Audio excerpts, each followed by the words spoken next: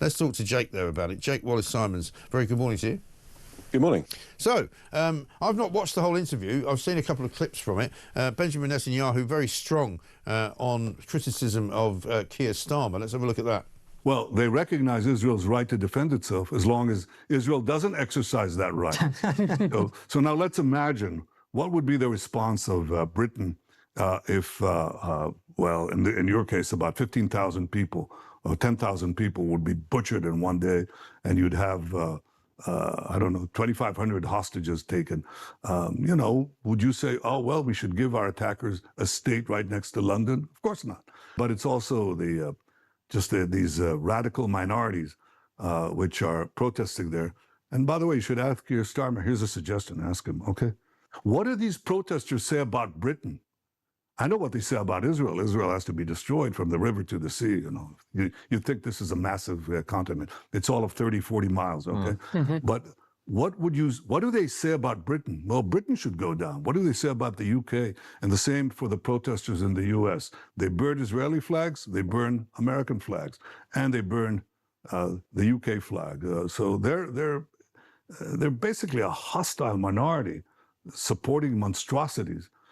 And I think that it's shameful the way that the Western leaders in Britain, in France, in Canada, in New Zealand, the way they buckle under. They don't have, you know, Europe has gone through the destruction of the Jews. 80 years later, that's what they have to say. They attack the Jewish state and they give a prize for those who would destroy the one and only Jewish state. Shameful. Shameful indeed is the word he uses. You can't disagree with much of that, can you, Jake?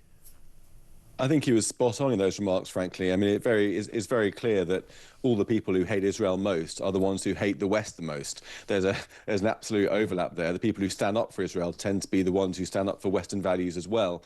What we're facing is a wave of hatred towards our way of life, and they're taking Israel as first in the firing line. There's no denying that. We can see that on our streets as well as in Israel, and yet shamefully, in the Prime Minister's words, our own Prime Minister, Keir Starmer, has joined the efforts to try to limit and chastise and berate the Jewish state and stop it from defending itself against its enemies. I wonder what he'd do if those enemies came for us. Yeah, and that is the big question, isn't it? Because you and I have had plenty of conversations about how out of kilter the world seems to be when it comes to what's been going on. And, you know, Israel have to some extent lost the propaganda war. A lot of people say it would help them an awful lot if they would let journalists into Gaza, but they seem very intent on not doing that.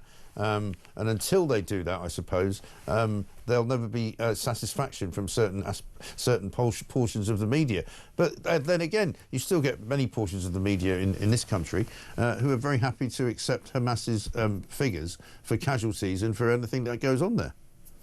It's really unbelievable. When you take a step back and think about it, everyone knows that Hamas's strategy is built around propaganda. That's why they have this human sacrifice approach, where they try to get as many of their own people killed as possible to win the propaganda war in the hope that that will stop Israel from defending itself. Everyone knows that, and yet we continue to parrot their lines in many of the media, many administrations around the world. And I think that when you take a step back again and look at it, it's quite depraved. Think about it. You know, if we'd have spent the last 2 years putting maximum pressure on the people who started this war rather than the people who'd been attacked, then it would have been over a long time ago. Israel would have been able to win without having to hold back. The war would have been over. There'd be far less bloodshed, less violence. We'd be looking at the prospect of a long-term peace. And yet, because of our complicity with Hamas propaganda, the opposite has been the result. And what's the end game here for everybody involved? I mean, is there an end to it, or will it just go on forever? Well, I think that Israel is driving towards an end at the moment in mobilizing all those tens of thousands of exhausted and committed and very brave troops to try to take on Hamas in a final stand in Gaza City and anywhere else it might hide.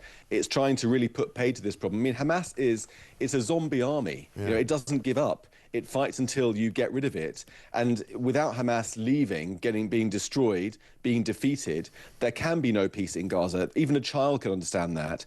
And so arguing that the war should stop before Hamas is defeated means that you're arguing in favor of further rounds of violence, further hostages. I mean, look, Hamas and the Palestinians can't cry, you know, stop the war, while refusing to release the hostages. It's obvious, it's transparent. Let's call their bluff, and that's what Prime Minister Netanyahu is trying to do: call their bluff, destroy Hamas, and then possibly there could be an era of peace. Yeah.